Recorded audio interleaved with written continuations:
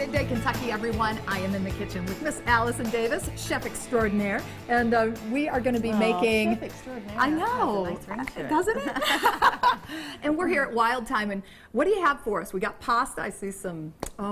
Pasta and garlic, pine nuts. I'm like dying here. Oh, well, this is the time of year for pesto. I've got it growing out front in my garden. I have it at home in my garden, but basil is just running rampant right now. So any way that we can, incorporate fresh herbs into our dish, or we can, use up some of that fresh basil, it's just going to bring more flavor. It's just, the time of year for it. Right. So we're going to make a basil pesto. It's a great way to use your herbs and just to, keep them fresh and keep them in your refrigerator in a pesto form that you can just use on so many different things. I love this because number one, I've never made pesto before, so I'm very excited about that. But also, I know. And you're trying, you're holding my hand through the whole process.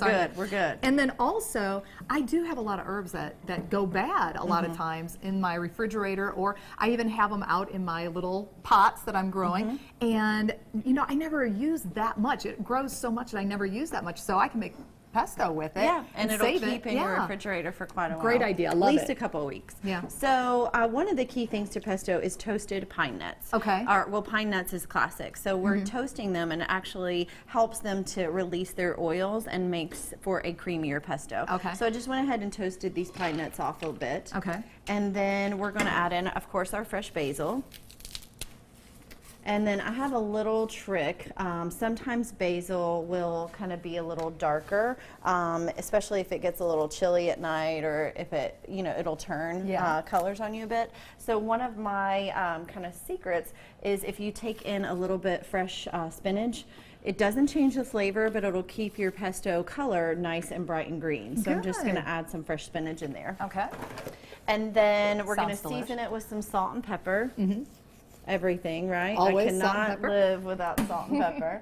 And you use the coarse salt too. Yeah, I like kosher salt. Yeah, it has a little bit more texture. Fresh garlic, yes, gotta have the garlic. Whip that garlic right in there too. Yeah, and we're gonna let the food processor do the work. Yeah. And then I've got some fresh Parmesan cheese. Oh, I love Parmesan cheese. I'm gonna steal some. All right, so then we are going to give this guy a go. We're gonna let that go for a bit, and that's gonna basically make like a nice paste. Looking good. So I like a bit of fresh lemon. It's not classic. Okay. But I do add like a little touch of lemon in there. Okay. And then we're going to go with a drizzle of olive oil. Okay. And that's going to help smooth out our pesto to make it more like a sauce. Okay. How much do you use with the olive It really oil? just depends on how much you've made. I really go more by the look versus the measurement on this one. So you see how it's loosening up a little bit? Yes. Then that's what I'm looking for. Now we have more of a sauce and more of a, pesto versus a paste. Right. So let's see. You see how nice and bright and green that is? Yeah. And it's a little bit loose, but it's still, together and binded. So what I like to do with this is maybe take like some pasta, yeah? So I just picked up some of this, raviolis here, and then Lexington pasta you can find at a lot of fresh grocery stores all around town we now. have a lot.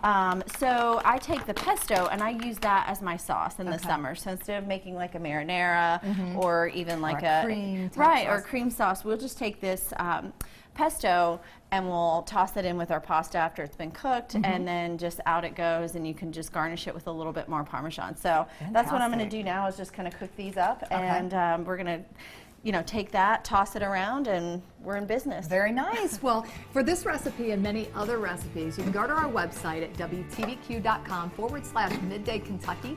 Make sure you go to the recipes tab, or you can go to Allison's website at wildtimecooking.com, and you have a lot of information, not only about the recipes, but you have a lot on your website too. Yeah, about your shop here. If it's food related, that's usually what I say. If it's food related, we do it in some capacity. Look me up. Yeah. Look me up. But anyways, well, we will be right back right after these short messages.